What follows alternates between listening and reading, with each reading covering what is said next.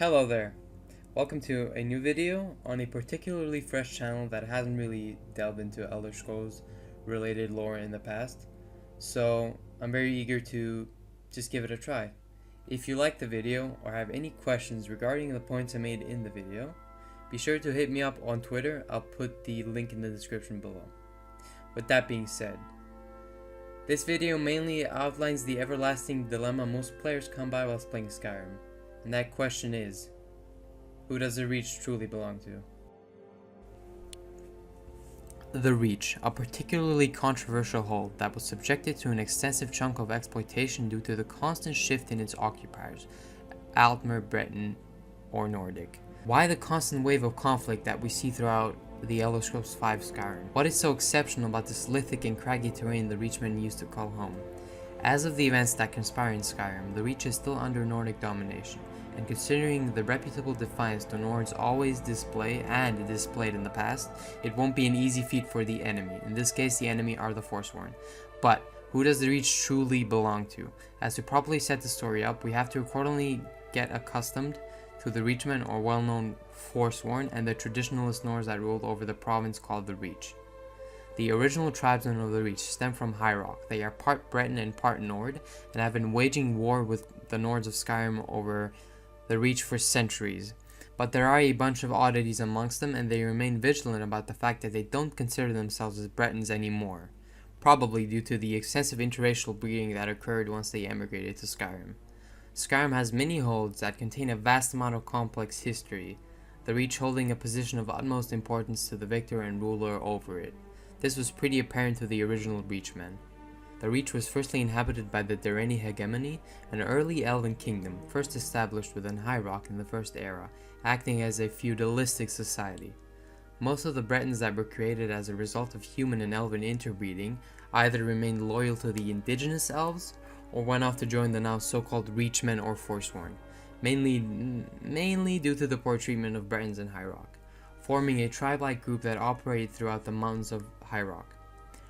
Retaining to their barbaric and tribunal methods of thought and intellect at that time, they decided to launch a particularly bloody uprising that resulted in the end of the Western Dereni elves' presence in the Reach, with almost all of its Altmer inhabitants viciously exterminated.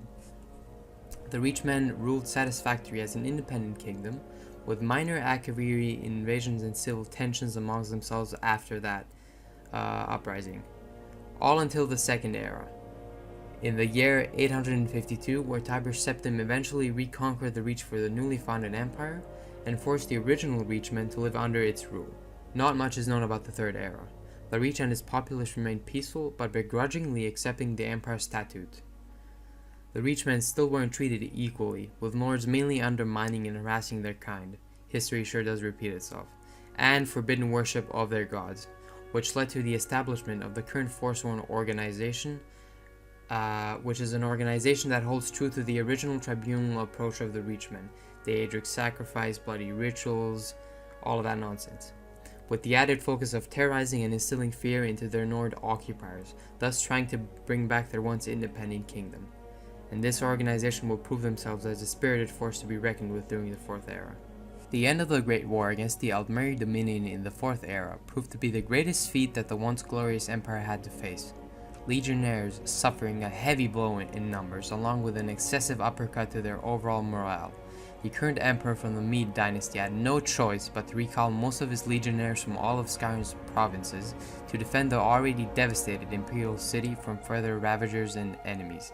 This event left Markarth and most of the Reach rather vulnerable, which duly caught the attention of the rebellious Forsworn group, leading them to clutch and seize the Reach's valuables and people, with the help of indigenous Bretons rebelling in the city of Markarth itself, commencing the start of the Forsworn uprising.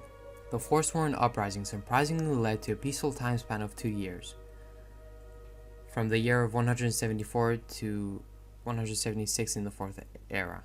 All races were treated equally and fairly, Nords and Bretons alike. The only significant crimes were against the Nord landowners that treated their past native workers with utter disgust and cruelty.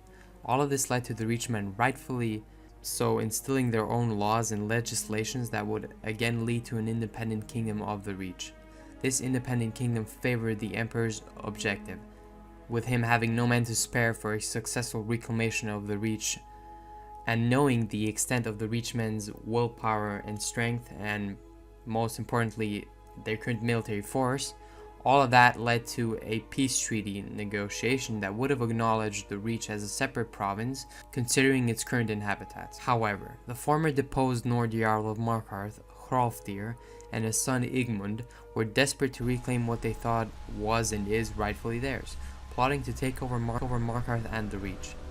During this time, son of the former Jarl of Windhelm, Ulfric Stormcloak was in Thalmor custody, being interrogated.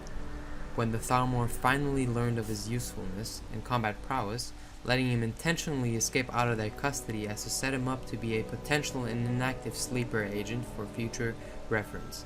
After his escape, he learned of the recently signed controversial White Gold Concordat, which sparked a nerve in his traditionalist Nord mindset, forcing him to form a militia of hardy and tenacious Talos-worshipping Nords that would restore the former glory of Talos worship.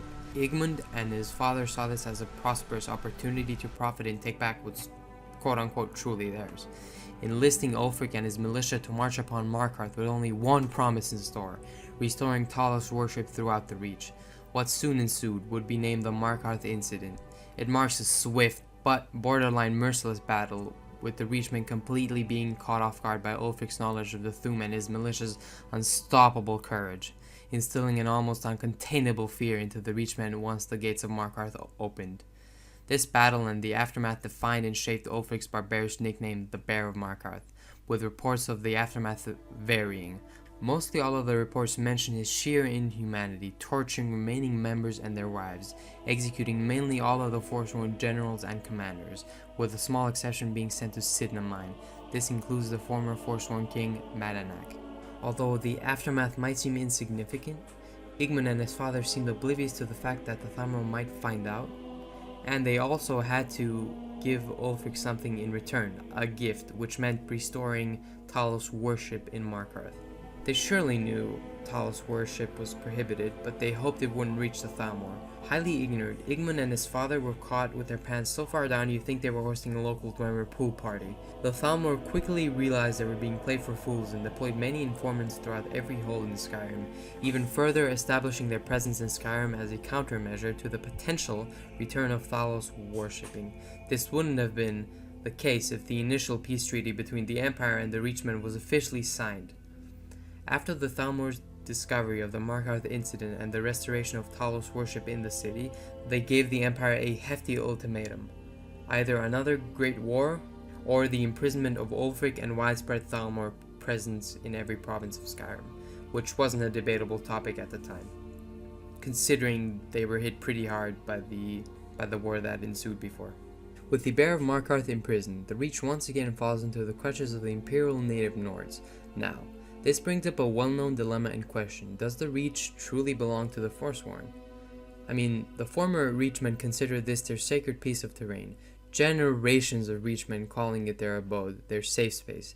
This is justified considering the explicit amount of years they've spent trying to cultivate its rather rugged soil, inhabiting and defending the well-known Dwemer city of Nachuan Zel or Markarth.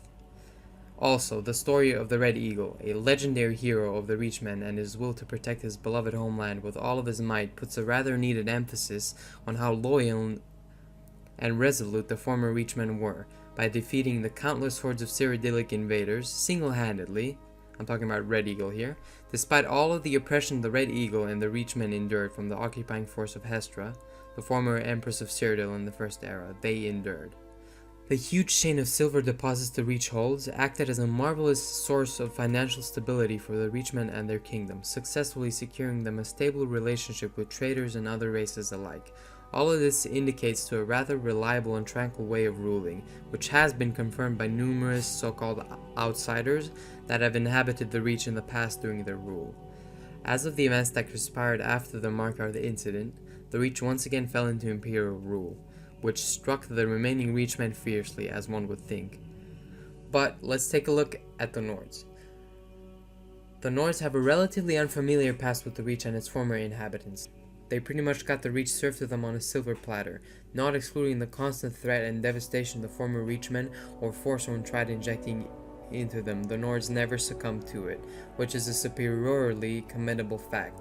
It still doesn't justify their current occupation of the land and the amount of pride they have invested into claiming moral ownership of the Reach. Now, as I mentioned before, the Reachmen have had control of the Reach since the First Era, making the current Nord inhabitants the all-time aggressors of the Reach.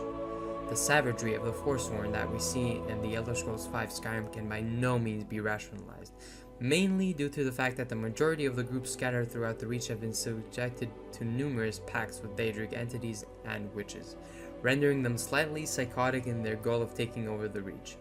Here we have two sides that want the same thing, with none of them acting accordingly to human and moral code. Pride, something the Nords lack nothing of, brought these two opposing sides to war, which fueled it even more, making none of them worthy of being successors of the Reach.